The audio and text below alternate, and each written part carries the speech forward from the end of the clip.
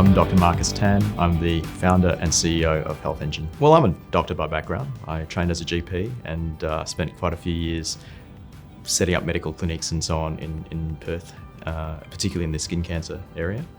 I have done a lot of stuff in the sort of investing space and decided to go into startups after doing an MBA. As a founder, I never really wanted to be a founder. I think a lot of the ideas that come up sometimes are more just about trying to solve problems. And for me, I remember sitting at my desk as a GP and thinking to myself, I'm looking to refer a patient to a specialist and thinking, why am I using a paper-based directory to actually find that specialist? In the age of the internet, surely this should be done online. So a lot of it was really just to solve my own problem. I wanted to have a solution that was readily made for my purposes. And I think it just started from there and it cascaded. And, I don't think there was a business that was necessarily out of that. I recognized that if I wanted to sustain it, it needed to be sustainable financially, but there was no sort of grand plan to be a founder or a startup, entrepreneur or anything like that. I'm not technical by background. So as a medical practitioner, I understood the problems pretty well, and I love tech, but I couldn't code to save my life. So it was really important to, if I was going to set something up like this, to actually do it with a team of people around me. So, and that's what I ended up having to do. The name Healthengine actually comes from search engine for healthcare. So if you think about how people currently find information on healthcare, a lot of it's going to Dr. Google as a thing.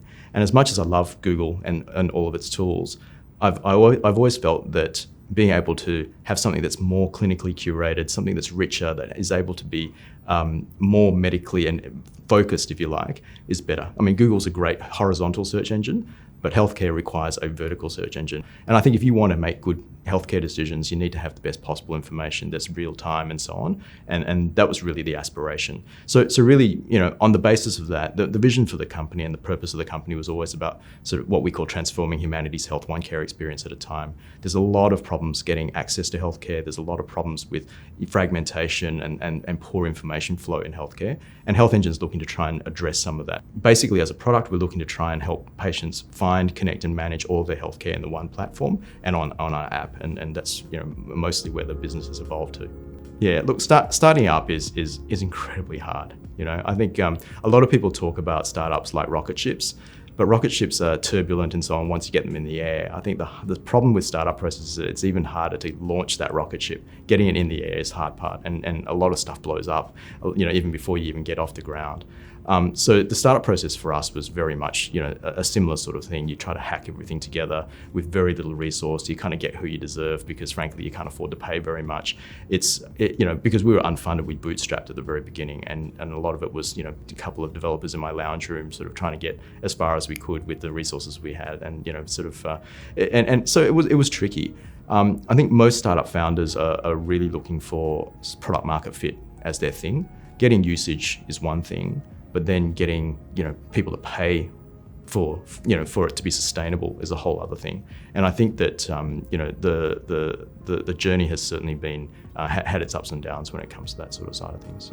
I think the biggest challenge, as I said, is trying to get sustainability, right? And we had a good amount of traffic that was coming to the site for the directory. It just wasn't resonating in terms of the business model. So we had to pivot the business model, and that was when we ended up in online bookings. The directory was a good who, what, and where for healthcare, but it didn't have enough information. One of the most critical pieces of information was the when. So the availability of healthcare services was a really important part to make good decisions. And so to get that sort of information, we really needed to build a whole new product to actually get that the availability. And that was where online bookings came in. It's a bit like creating Google Maps and not having a GPS system, a global satellite system, to actually allow you to use Google Maps properly. And so we end up basically having to build a satellite system in order to power the Google Maps we were trying to build. The high point for me was when we actually managed to get our first booking. So I think, directories, when we first started, it wasn't unusual. There was the yellow pages. There's a few things that were, you could say that you could reference as a directory. But online booking in general practice particularly, and that's my background, but that was a real innovation. It was something that we had no idea whether anyone would actually do. I know people had booked flights and other things online for a long time, but booking doctors was kind of a weird thing. And so I think, trying to sort of convince the market that this was actually a thing and that it was something that was useful was difficult, but people obviously, allowed us, they trusted us to do this wacky thing we were suggesting might be a good thing for patients. And when we started getting our first booking, that actually closed the loop on what we were saying, could happen. And seeing the patients actually sometimes calling up the practice going, this online booking thing, is this real? Because I'm not sure whether it went through. Oh yeah, we got the booking. That's awesome. I mean, that's the sort of validation that makes you want to do more. We had in our Series A round a consortium, a joint venture, if you like, between Telstra Ventures and Seven West Media. They were the largest telco and the largest media company who were wanting to work together, and they decided to invest in us. We were one of the largest Series A rounds in Australia at the time. I think it was about 10.4 million that we raised in that single round. And that really turbocharged the business. There's no question that was a huge turning point in the trajectory that we were taking. There was a lot of expectation, and a lot of resource. I mean, the problem is that we don't have a very large technology sector here, right? I think one of the commitments that I wanted to have with Healthengine was to actually try to create sufficient success stories or sufficient sort of capacity to be able to take on some of the people who want to stay in Perth in order to pursue a technology career. And it's easy to move the business to Sydney or to Melbourne or wherever because it's a bigger market. But for me, it was important to be able to give the opportunities for people to stay if they could. And of course, I've got a bit of a selfish thing. My kids are interested in tech, and I'd love for them to be able to stay in Perth in order to pursue those types of careers. And obviously, you need companies to stay here in order for that to happen. Well, I think it's a great place to start up. I'm biased because obviously I've committed to staying here. But I think it can be done.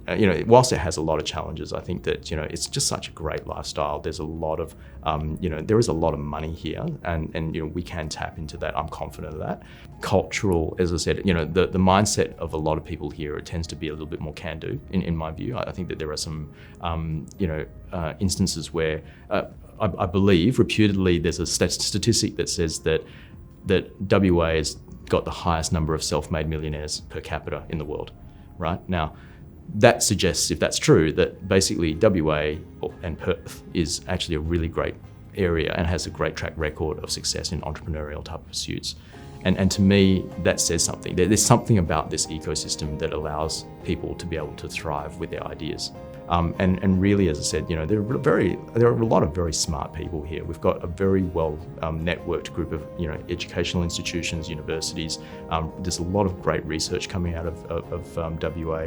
And as I said, the entrepreneurial spirit is alive and strong in WA. So people will understand if you're interested in doing something different or wanting to do something that could change the world. And so I don't see why Perth shouldn't be the place to actually start up. Just do it. It's great. Look, as I said, I never intended to be a startup founder. It's been an incredible journey for me, and it's been steep learning curves, and I've enjoyed every moment of it. It's been fantastic. Even the lows, there are some amazing learnings that come out of it. I mean, you meet some really incredible people. So if you've got any interest in doing startups, come in. The water's warm. Come in and join us.